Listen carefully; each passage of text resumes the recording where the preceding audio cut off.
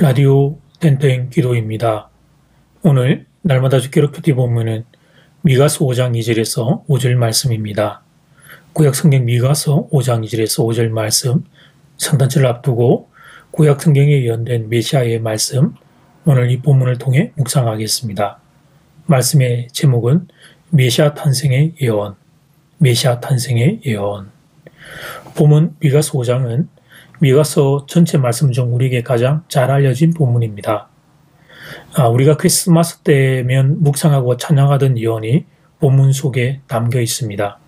미가서 5장 2절 말씀, 베들레헴 에브라다야, 너는 유다 족속 중에 작을지라도 이스라엘을 다스릴 자가 너에게서 내게로 나올 것이라. 그의 근본은 상고의 영원에 있느니라. 메시아가 베들레헴에서 태어날 것이라는 예언입니다. 메시아가 베들레헴에서 태어난다는 것은 그분을 다윗과 연결시킵니다. 베들레헴은 다윗이 태어난 곳이고 다윗의 가족이 살았던 곳이며 사무엘 선지자를 통해 기름 부으심을 받은 곳입니다. 에브라다는 성경 안에서 종종 베들레헴을 뜻하는 지역 이름으로 사용되었습니다. 성경의 정보를 종합해 볼 때 베들레헴은 마을을 뜻하고 에브라다는 이 마을을 포함한 더 큰 지역의 이름을 뜻하는 것으로 해석됩니다. 베들레헴을 원어로 풀이하면 빵집입니다.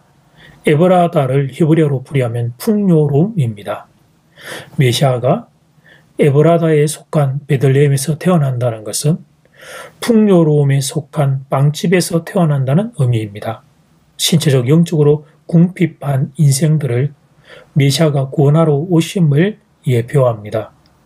육체적인 배고픔과 영적인 기가를 해결해 주실 분으로 메시아신 그분이 우리를 찾아오신다는 의미입니다. 베들레헴 에브라다의 예언은 결핍과 한계 가운데 있는 인생에게 생명과 풍요로움을 주는 메시아의 오심을 예표합니다.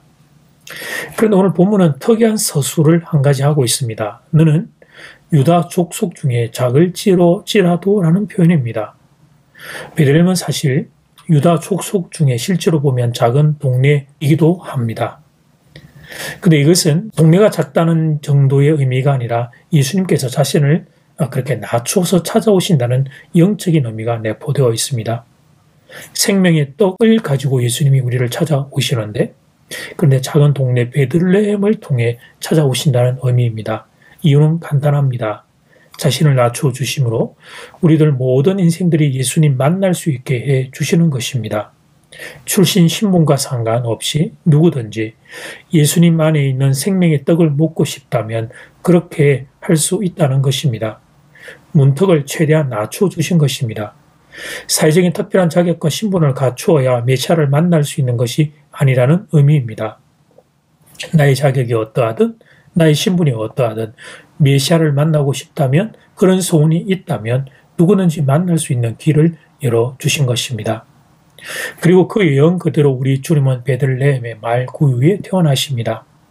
하나님이신 그분이 인간의 몸으로 이 땅에 오심도 우리는 감당을 못하겠는데, 그런데 작은 동네 베들레헴에 그것도 말 구유에 태어나십니다. 하나님이 자신을 낮추셔도 너무 낮추셨습니다. 가난한 사람들도, 이 세상의 가난한 사람들도 대부분 집에서 출산을 합니다.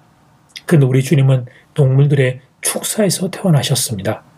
가장 낮은 자로 이 땅에 찾아오신 겁니다. 이유는 앞에서도 말씀드렸습니다만 이 땅의 모든 인생에게 기회를 주고자 함이었습니다.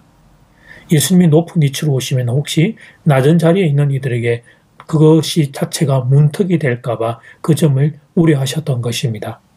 모든 영혼을 다 한 명의 영혼에도 더 구원하기 위해 예수님은 가장 낮은 자로 이 땅에 찾아오셨습니다. 그래서 우리도 예수님을 만날 수 있었습니다. 그래서 우리도 예수님을 만나고 구원받을 수 있었습니다. 그런데 사랑하는 여러분, 어떻게 하면 좋을까요? 강한 자에게는 약하고 약한 자에게는 강한 우리들의 죄성, 이 죄성 때문에 낮은 자로 찾아오신 인격적인 예수님을 무시하고 사니, 여러분, 우리들의 이 악함을 어떻게 하면 좋을까요? 예수님은 하나님이신데, 창조주 하나님 바로 그분이신데, 결핍과 한계로 가득 찬 인생들에게 풍요로움을 줄 수 있는 유일한 분이신데, 그렇다면 그런 분이시라면 큰 소리를 좀 치면서 오시지. 그런데 예수님은 여전히 자신을 낮추십니다. 2022년의 성탄절에도 예수님은 조용히 우리들 옆에 계십니다. 예수님의 탄생일을 상업적인 놀이로 바꿔버린 인생들을 보면서 주님은 조용히 침묵하고 계십니다. 크리스마스에 예수님 이야기는 없고 산타클로스 이야기, 선물 받는 이야기, 연인들의 사랑의 이야기만 난무하는데도 그런데도 주님은 조용히 침묵하고 계십니다. 예수님이 필요해서 예수님을 찾아올 인생들을 조용히 기다리고 계십니다. 성탄절 기간, 그러니까 예수님의 침묵은 예수님의 무능이 아니었던 것입니다. 우리들을 인격적으로 대해 줌이었던 것입니다. 자신을 낮추어 한 명의 영혼에도 더 구원하기 위함이었던 것입니다. 예수님은 그렇게 우리를 사랑하십니다. 세상의 요란한 방식이 아닙니다. 조용히 묵묵히 참고 기다리는 방식으로 우리를 사랑하십니다. 그러니 주님의 마음을 배운 우리라도 이번 성탄절에는 우리가 주님께 가까이 다가가면 어떨까요? 늘 예수님이 우리를 기다려 주셨는데 이번에는 우리가 먼저 예수님께 다가가면 어떨까요? 예수님 사랑합니다. 표현도 하고 말도 하고 찬양도 하면서 예수님께 가까이 다가가면 어떨까요? 그렇게 하면 기다림에 지친 주님의 마음에 위로가 전해질 것입니다. 우리의 구원을 위해 울고 계시는 주님의 눈물을 닦아드리는 일이 될 것입니다. 이제 첫 번째 기도 시간입니다. 받은 말씀과 개인 기도 제목을 가지고 함께 기도하는 시간입니다. 이 시간 다 함께 마음을 모아 주님 앞으로 나아가겠습니다.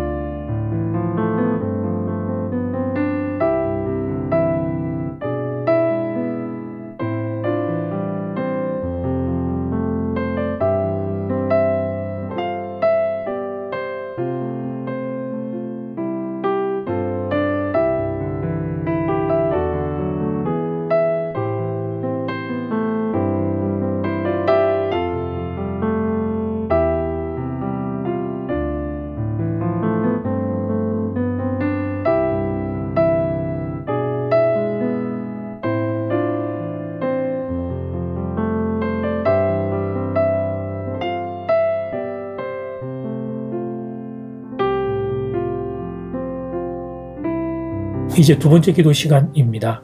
성탄절 기간, 그동안 예수님의 침묵은 예수님의 무능이 아니었던 것입니다. 우리를 인격적으로 대해줌이었던 것입니다.